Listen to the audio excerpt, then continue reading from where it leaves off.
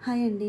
ఈరోజు అన్నంలోకైనా, చపాతీలోకైనా కరెక్ట్‌గా సరిపోయే ఆలు, క్యాప్సికమ్ మసాలా కర్రీ చూపిస్తున్నానండి. చాలా బావుంటుంది.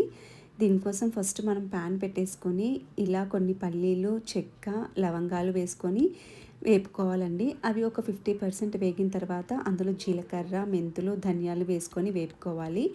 తర్వాత నువ్వులు, ఎండు కొబ్బరి వేసుకున్నానండి. ఎండు కొబ్బరి కూడా వేసేసుకొని మంచిగా వేపుకోవాలనమాట. ఇలా బాగా ఎర్రగా వేపుకోవాలి లో ఫ్లేమ్‌లో. సో, ఇప్పుడు అవి ఒక ప్లేట్‌లోకి తీసుకొని చల్లగా కానివ్వాలండి. ఇప్పుడు ఇదే ప్యాన్‌లో ఆనియన్స్, పచ్చిమిర్చి ఏసుకోవాలండి.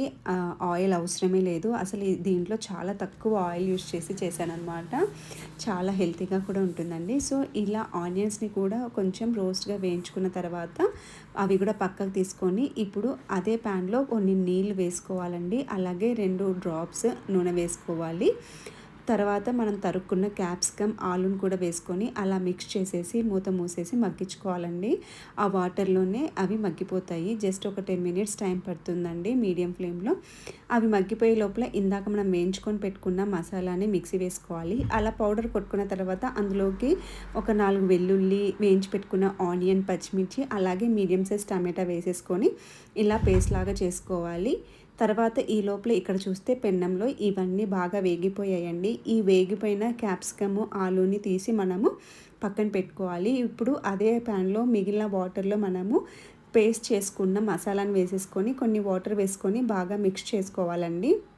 అలాగే ఇప్పుడు అలాగే ఇందులోకి ఒక 2 టేబుల్ స్పూన్ల కారము, ఉప్పు, అలాగే కొంచెం పసుపు కూడా వేసేసుకొని బాగా మిక్స్ చేసుకోవాలనమాట. ఇది కొంచెం మసాలా చిట్పట్లాడుతూ ఉంటుందండి. కొంచెం ప్లేట్ అడ్డం పెట్టుకొని అలా మనము కలుపుతూ ఉంటే ఏం కాదు. తర్వాత దాంట్లోకి కొంచెం జీరా పౌడర్, గరం మసాలా వేసేసుకొని కొంచెం చింతపండు గుజ్జు వేసానండి పులుపు కోసం. చాలా బావుంటుంది. సో, ఇలా బాగా మిక్స్ చేసుకున్న తర్వాత ఇంకొంచెం అడుగంటకుండా వాటర్ అయితే వేసుకోవాలండి. సో, బాగా మిక్స్ చేసుకొని ఇలా కలుపుతూ ఉండాలి. ఆయిల్ తేలినప్పుడు మనము పక్కకు పెట్టేసుకున్న ఈ క్యాప్సికమ్, ఆలూని కూడా వేసేసుకోవాలనమాట. సో, ఇవి కూడా వేసుకొని బాగా మిక్స్ చేసేసుకొని మనం మూత పెట్టేసి ఆయిల్ తేలేంత వరకు ఉడికించుకుంటే మనకు ఈ గ్రేవీ అనేది రెడీ అయిపోతుందండి. చాలా సింపుల్‌గా, టేస్టీగా బావుంటుంది. చపాతీలోకైనా, అన్నంలోకైనా చాలా బావుంటుందండి. చూస్తున్నారు కదా! ఆయిల్ అనేది తేలింది బాగా. అలాగే లాస్ట్‌లో గుప్పెడు కొత్తిమీర కూడా వేసేసుకొని కలుపుకుంటే మనకు ఈ కర్రీ రెడీ అయిపోయినట్టే.